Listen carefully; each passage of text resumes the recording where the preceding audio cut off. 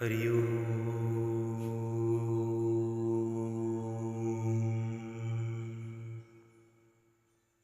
श्री गणेशाय नमः।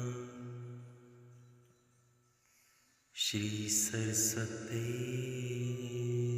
नमः। श्री गुरुचरण कमलेभ्यो नमः। श्री मातृपितृचरण कमलेभ्यो नमः। वक्रतुंड महाकाय सूर्यकोटि समप्रभ निर्विघ्नं कुरु मे देव सर्वकार्येषु सर्वदा। मंगलं भगवान् विष्णु मंगलं गरुडध्वज मंगलं पुण्डरीकाक्षं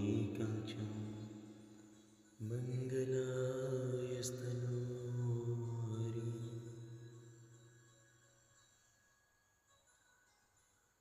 सभी भक्तजनों को जय श्री राधे कृष्णा।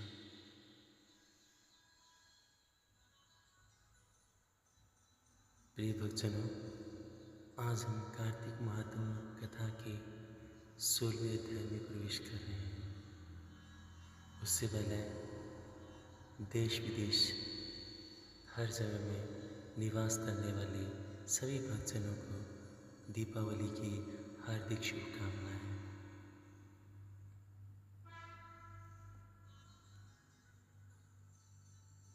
बोलो विष्णु भगवान की जय, कार्तिक महात्म्य की जय, तुलसा मैया की जय, शंकर भगवान की जय।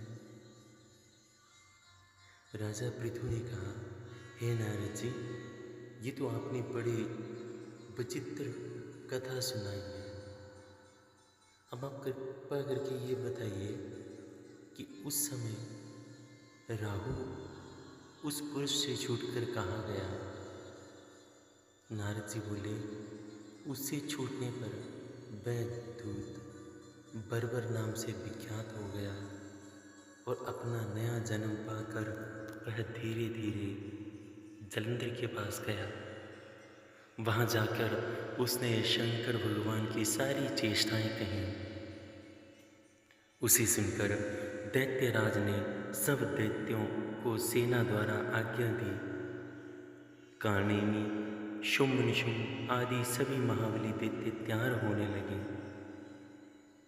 एक से एक महाबली दैत्य करोड़ों की संख्याओं में निकलकर युद्ध के लिए जुट पड़े।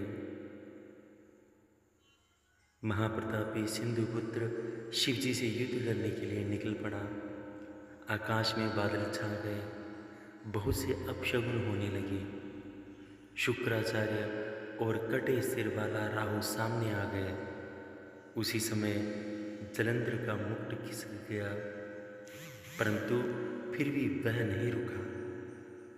उधर इंद्र आदि सब देवताओं ने कैलाश पर शंकर भगवान के पास पहुंचकर सब वृत्तांत सुनाया और यह भी कहा, आपने जलंधर से युद्ध करने के लिए भगवान विष्णु को भेजा था, परंतु वह उनके वंशवर्ती हो गए और विष्णु जी लक्ष्मी सहित जलंधर के अधीन होकर उनके घर में निवास करते हैं। अब देवताओं को भी वहीं रहना पड़ता है। अब वह बलि सागर पुत्र आपसे युद्ध करने आ रहा है, अतएव आप उसे मारकर हम सब की रक्षा कीजिए। यह सुनकर शंकर जी ने विष्णु भगवान जी को पूछा, हे ऋषिकेश, युद्ध में आपने जलंधर का संहार क्यों नहीं किया और वैकुंठ को छोड़कर आप उसके घर में कैसे चले गए?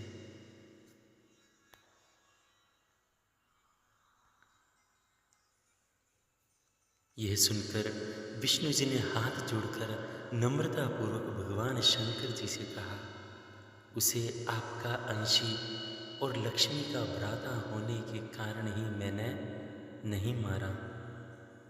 ये बड़ा वीर और देवताओं से अजय है। इसी पर मुग्ध होकर मैं उसके घर में निवास करने लगा हूँ।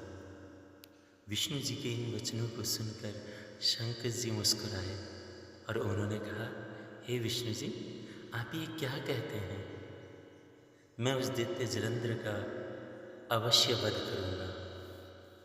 अब आप सभी देवता जलंधर को मेरे द्वारा मरा हुआ ही जानकर अपने स्थान को जाइए। जब शंकर जी ने ऐसा कहा तो सब देवता संदेह रहित होकर अपने स्थान को चले गए। इसी समय पराक्रमी जलंधर ने अपनी विशाल सेना के साथ कैलाश पर्वत के समीप आकर घोर सिंहनाद करने लगा। दैत्यों के नाद और कोलाहल को सुनकर भगवान शंकर जी ने नंदी आदि गणों को उससे युद्ध करने की आज्ञा प्रदान की। कैलाश के समीप भीषण युद्ध होने लगा।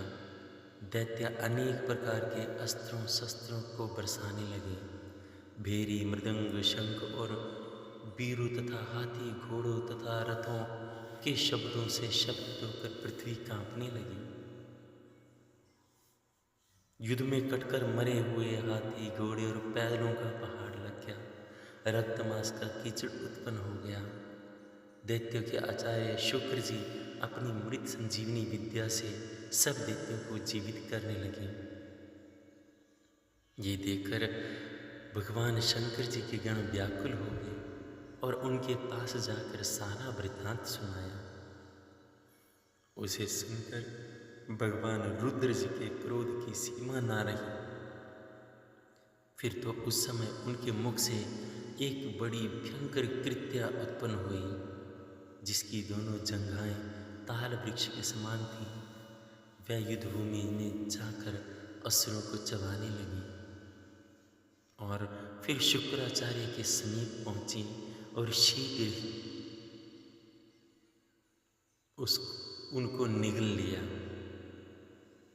फिर स्वयं अंतर ध्यान हो गए। शुक्राचार्य के गुप्त हो जाने से दैत्यों का मुख मलिन पड़ गया और वे युद्ध भूमि को छोड़कर भागने लगे। इस पर निशुंभ और कालनेमी आदि सेनापतियों ने अपने भागते हुए वीरों को रोका। शिव जी के नंदी आदि गणों ने भी, जिसमें गणेश जी और स्वामी कार्तिकेय भी थे, उन्होंने दैत्यों से भीषण युद्ध करना आरंभ कर दिया।